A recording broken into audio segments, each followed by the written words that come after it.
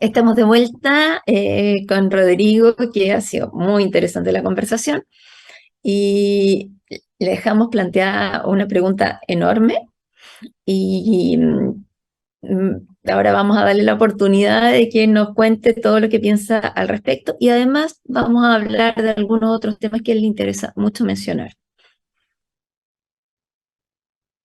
Muchas gracias, Catherine. Larga la pregunta, ¿eh? Realmente. Pero, pero Pero bien. se conecta Sí, no, entre ellos, totalmente. se conecta entonces. Totalmente. Sí.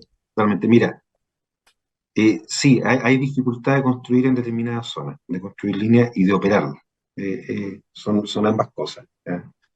Eh, y, y no solo por tema de oposición de las comunidades, sino que en el fondo cuando uno está, yo trabajaba en generación, y en generación siempre vimos la transmisión como un bono. ¿Ah? Uno decía, se construye la línea, se opera y estamos listos, y se obtiene la tasa de retorno, y sería, ¿ah? Y estamos. Ya no hay mayor dificultad. Pero hoy día la transmisión sí está enfrentando dificultades serias. ¿Eh? En la construcción hay lugares en los cuales se presentan dificultades por violencia, como mencionabas tú en la zona de la Araucanía, pero también por temas sociales. Eh, Por ejemplo, por ejemplo, en el norte hay líneas que están construidas y que quedaron colapsadas o tomadas por toma, ¿ya? Un montón que terminas tú desarmando la línea y tratando de construir una línea bypass, y cuando quieres construir esa línea bypass, ya hay una nueva toma en esa línea también, bajo esa línea. Entonces se vuelve cada vez más difícil eh, pasar a través de determinados territorios. Eh, Y está el tema de la operación también. En el último plazo, en los últimos meses, en la transmisión hubo atentados. Ujú. Y eso no es trivial. ¿Cómo le dices tú a tu cuadrilla, vaya a reponer el servicio a este lugar cuando lo que hubo ahí fue una bomba? Eso Ujú. en el sur. En el norte, tiene situaciones de que algunas de las tomas está involucrado el crimen organizado. Sí. Entonces es terrible, tú no lo puedes, no sé, tú ves una nota en la televisión, en las noticias, en que te dicen, oye, ¿sabes qué? Encontramos tres cuerpos asesinados en una casa de tortura, y se ve de fondo una línea de transmisión y ruegas para que no sea la tuya. Sí. ¿Ah? ¿Cómo después tú le dices a alguien, oye, ya sabe que hay que ir a limpiar los aisladores ahí? Sí. Entonces, entonces la dificultad pasa a ser mayor. Y en esto se requiere el apoyo de la autoridad decidida, se requiere la valentía de la autoridad que te ayude a despejar la franja, para que tú puedas mantener tu línea y para que puedas darle seguridad a tus trabajadores, a tu equipo, y seguridad a la gente que al final está viviendo ahí cerca también. O sea, si se rompe una línea, se cae un cable encima de una vivienda, mata gente. Claro. Y eso no es aceptable. Y aprovecho de reconocer que en ese tema de la valentía, sí nos hemos encontrado con autoridades valientes. ¿Eh? Sí hemos tenido casos de gente que toma la decisión, y regiones en las que se arma la autoridad y se coordina con las policías, etcétera, y ayudan a este despeje de franja para darle seguridad a todo el mundo, lo cual uno agradece profundamente eso. Más fácil es decir, no estoy seguro que me corresponda a mí, que lo vea otro. Sí. Entonces, el desarrollo de la transmisión no es trivial. Sí, efectivamente, eh, no lo es. Rodrigo, yo quería tomarte unos términos que se han usado mucho en el lenguaje, y tú sabes que el lenguaje va construyendo realidad, y de hecho el programa de hoy también habla de transición justa, ¿ya? A tu juicio, porque esto depende.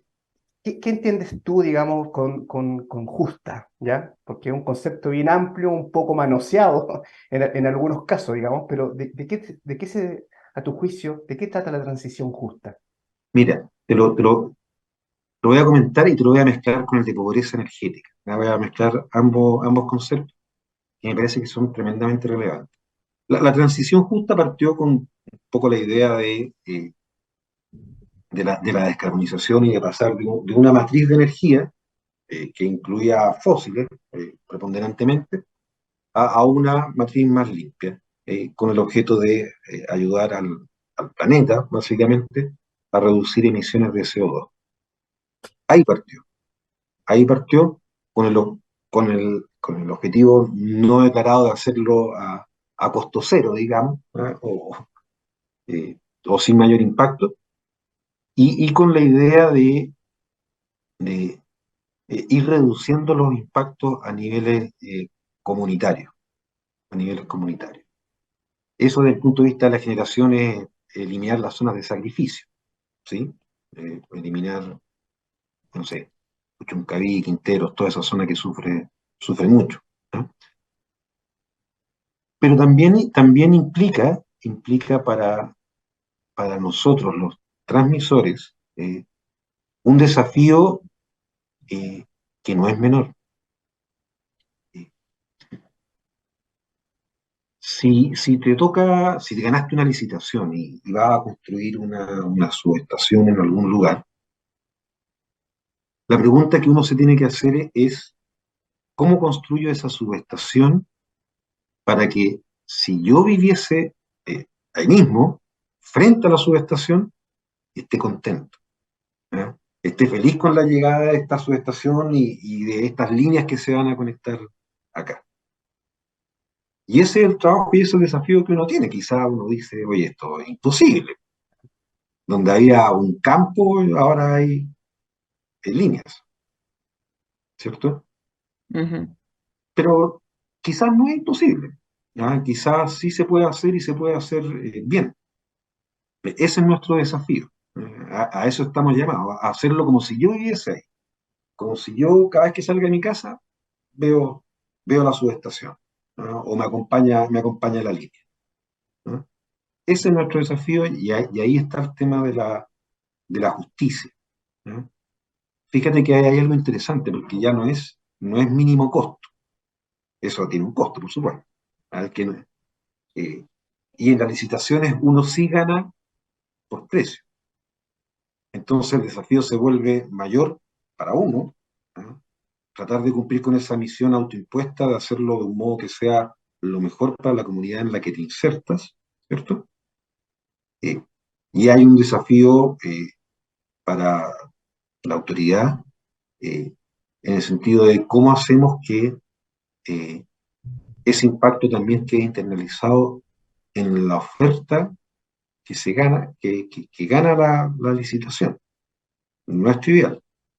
Hoy día es mucho más fácil decir el más barato gana y punto, y da lo mismo lo que coloque, ¿cierto? Sé que Exacto. cumple con el mínimo técnico, pero el mínimo técnico no es suficiente, en mi opinión, ¿vale? Hay que hacer un esfuerzo para hacer algo mejor. Por ahí va el lado de la transición justa. Y te decía que lo quería mezclar con el de pobreza energética, porque esta transición justa tiene que ver con cómo cambiamos la matriz de generación, tiene que ver con la inyección de energía.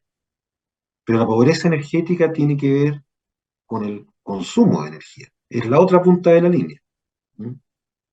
Y aquí también hay varios temas. Está el más evidente, lugares a los cuales no llega la electricidad, los cuales eh, no tener electricidad hoy día es no tener internet, es no tener teléfono, es no tener nada, Exacto. ¿cierto? Eh, entonces, las posibilidades de desarrollo, de esta misma conversación, la gente que está en esos lugares no tiene esa posibilidad.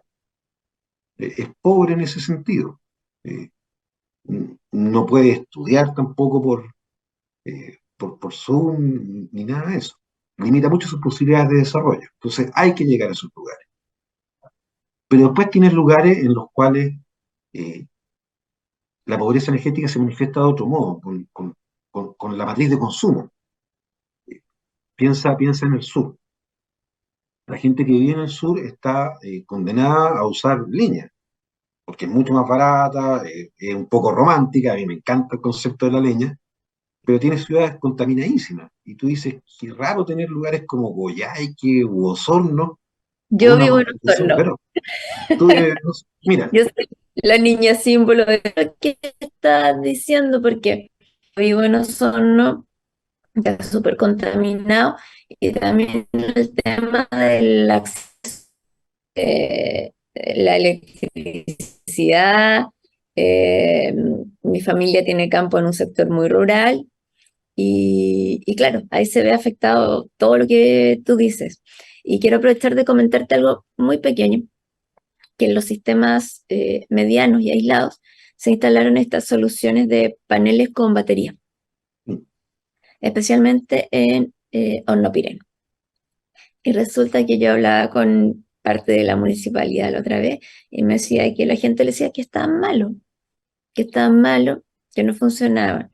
Porque claro, también hay un tema de educación que siempre es importante resaltar, en que al tener energía eléctrica las personas dejaron de consumir lo mismo que antes y, y pusieron mucho más artefactos. Entonces, obvio que no les resulta. Entonces, tienen que ir de la mano con, bueno, el mantenimiento y también la educación. Esa era total, solo un break que quería. no, totalmente, pero es que ese es el punto. Si en el fondo, eh, uno tiene este sueño de modernidad y de matrices limpias, que es un sueño muy, muy loable, eh, pero llevarlo a la práctica no es trivial. ¿Ya? Implica todas estas consideraciones y implica muchas acciones de personas que no somos los que planificamos, que no somos los que tomamos las decisiones de inversión, sino que son las que toman las decisiones de consumo. ¿No? Entonces implica también creer en la gente, ¿no? En lo que la gente te pide, en lo que la gente te dice que necesita. ¿Sí? Si la gente, uno elige la leña por diversas razones, ¿no? Eh, no, no es solo precio. Entonces, hay que agregar todas esas cosas en la decisión. Pero hay también otra pobreza energética eh, que es más bien, eh, no sé, regional quizás, que una pobreza distinta. En el norte, por ejemplo. En el norte, claro, ahí no tienes leña, no necesitas calefacción mucho tampoco, pero, pero también hay una pobreza energética, tienes una cantidad o un nivel de falla altísimo, y es porque está al final de la línea. ¿Eh? Y, y empieza a tener problemas que no deberían tener. Por ejemplo, eh, Alto Hospicio, una ciudad de 100, 120, 150 mil habitantes, cuelga un tapof. Eh, y uno dice, no tiene mucho sentido que esto ocurra. Yo no me imagino a, no sé, Vitacura colgando un tapof. ¿Ah? El suministro que tenemos en Santiago, en la región metropolitana, en cualquier comuna de la región metropolitana, es muchísimo mejor que el que tenemos allá. Porque aquí está todo absolutamente enmallado y si falla algo, no hay problema. Por otro lado me llega la energía. En cambio, allá si falla el tapof, eh, tiene 100.000 personas sin energía hasta que se pueda arreglar. Y no es un tema de mantenimiento, puede pasar cualquier cosa, puede un auto chocar con la torre que da suministro a altos pisos. eh, y sería. No hay N-1. ¿No? En, en Arica, misma historia. ¿No?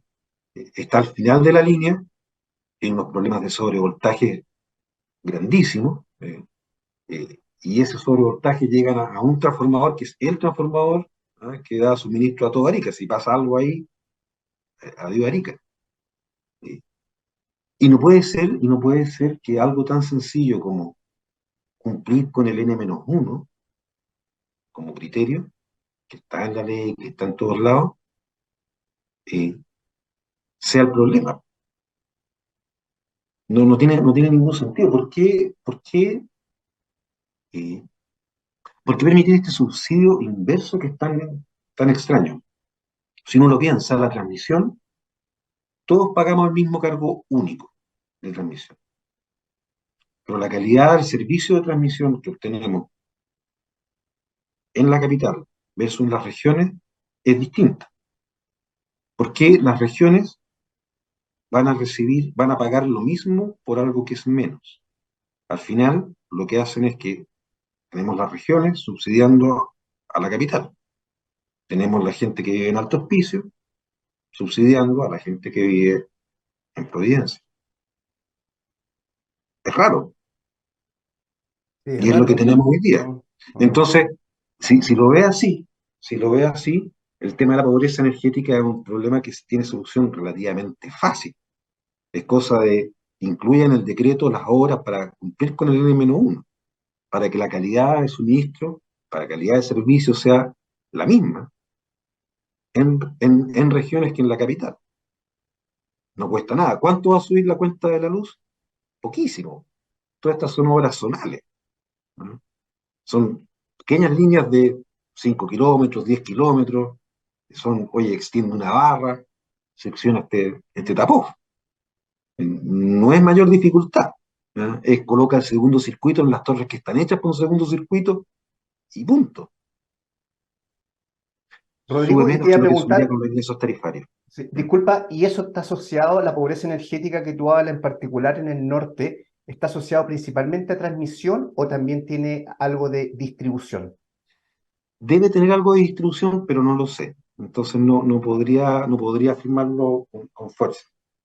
Yo ahí tengo la impresión de que las empresas distribuidoras sí tienen libertad para elegir cómo invierten para cumplir con su mandato. Las transmisoras no tenemos esa libertad. Si nosotros queremos colocar eh, un segundo circuito para darle mayor seguridad de suministro a una ciudad, no podemos hacerlo, no se puede, ¿no? Y si lo hago, no me lo paga nadie. Entonces, no hay opción. Eh, y es lo que uno necesita. En esto es un poco complicado porque con el cambio de ley, y quizá un poco antes, con la decisión de que, la razonable decisión de que la transmisión es un monopolio natural a tramos y por lo tanto tiene que ser regulada, cosa que yo comparto totalmente, ¿no? Porque si no, te cobrarían un ojo de la cara con el precio. Eh, Hay que regularla y hay que bajar el precio. eh, Se produce un determinado problema, que es que, por un lado, tienes a la autoridad eh, muy orientada a evitar que alguien cobre algún sobreprecio que no corresponda, ¿ah? Y regula la transmisión sin ninguna holgura, y en los procesos de tarificación tú tienes que pelear que, oye, para un determinado mantenimiento en una línea se usa una camioneta y no tres cuartos de camioneta, para que, para que te refleje bien el precio. Eh, y la misma autoridad es también la que planifica y la que decide cómo se va a expandir la transmisión, y ahí sí se requieren holguras, ¿no? Y sí se requiere generosidad para solucionar el N-1 y otro, pero eso te sube las tarifas. Entonces, la misma autoridad que baja tarifas, te sube las tarifas. No puede. Es como tener un león que además quiere ser águila. Eso es mitología. Eso son funciones que hay que separar. No, no puede ser, ¿no? Sí. No, eh, eso. Rodrigo, y un poco, ustedes actualmente, y un poco aquí para que nos cuente un poquito la historia, yo le contaba en la editorial que, bueno, entré en Transcemel, Transcemel estaba en el norte, pero ahora Transcemel tiene nuevos dueños, ¿cierto? Son dueños portugueses y tiene nuevas líneas también hacia el sur, ¿o estoy equivocado? Eh, Eso es. El 2019, la CGE vendió los activos de transmisión a REN. REN es la empresa de transmisión del 100% de la transmisión eléctrica en Portugal y también del transporte de gas, ¿no? Tiene ambos grupos de activos. Y REN lo adquirió, y lo adquirió con un contrato súper entretenido. Compró solamente los activos, sin personal. Todos los que entramos a trabajar a Transcemel tenemos 3 años y fracción, o mucho menos, ¿eh? Se ha armado el equipo desde cero. Y había un contrato con la CGE de 2 años en los cuales la CGE apoyaba en todos los temas. ¿Eh? Y eso Ya, permitió hacer una transición suave. ¿Eh? Y afortunadamente los dueños que tenemos eh, están muy contentos con Chile, están invirtiendo. Hace nada, el año pasado fuimos a una licitación que participamos en 3 proyectos y ganamos dos subestaciones. El tercero llegamos segundo, a nada. Y eso es muy entretenido porque en el fondo nos ha permitido, estas 2 subestaciones están en la zona central. La mayoría de nuestros activos están todos en Arica, Iquique, Antofagasta, Calama, esa zona. Y teníamos una subestación en Los Ángeles, la subestación Duque. Ahora ya, vamos a tener algo en San Carlos y algo en Curicó. Entonces se empieza a armar una nueva zona eh, en la que nos estamos ubicando, lo cual a mí me alegra mucho eh, y que también tiene muy contento a la gente en Portugal. Así que bien entretenido. Y el otro aspecto que ha sido muy interesante para nosotros es el trato mismo de los portugueses. Hay gente muy preparada, eh, muy alegre, que eso también se valora muchísimo, y que nos da la ujú, libertad para trabajar del mejor modo posible, y nos da esa señal de eh, hagan las cosas bien, hagan las cosas bien, eh, del mejor modo posible. Que a Paulo como gerente general es lo mejor que te pueden decir. ¿No? Es mucho oye, mejor que te digan hazlo al mínimo costo. ¿Eh? sí, sí, y sabes que, de hecho, en el programa entrevistamos a una chica de Portugal y por otros lados, eh, he sabido también que Portugal está fantástico como para irse a vivir, la apertura que tienen. Como te comentaba en el break, yo conozco harto de Portugal porque dentro de Sigre trabajamos algo que se llama el ERIAC, y el ERIAC es de los países de habla hispana, Portugal y todo el cono sur. Así que son muy buenos para trabajar los de Portugal y tal como dices tú, muy ameno, relajado, entretenido.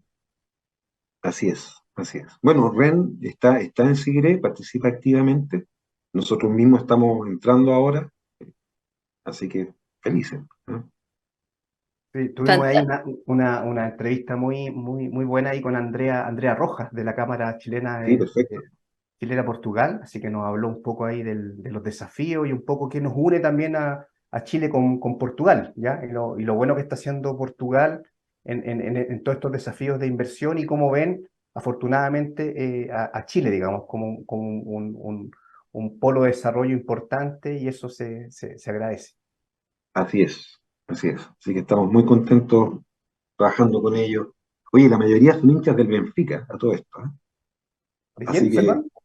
la mayoría son hinchas del Benfica. ¿No? Ah, ya, Como, como dato, como dato curioso. ¿Eh? sí. Son muy futboleros, muy fanáticos del fútbol. Qué bien, qué bien.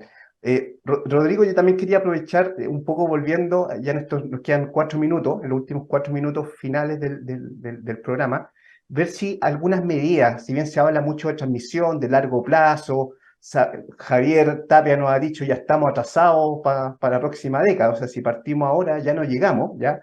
Pero hay medidas a tu juicio de corto plazo, algunas Sí, medidas asociadas no sé, a gestión, a coordinación, a algunas cosas que se puedan implementar que no necesariamente impliquen, digamos, la construcción, por así decirlo, de líneas nuevas y mejorar esto.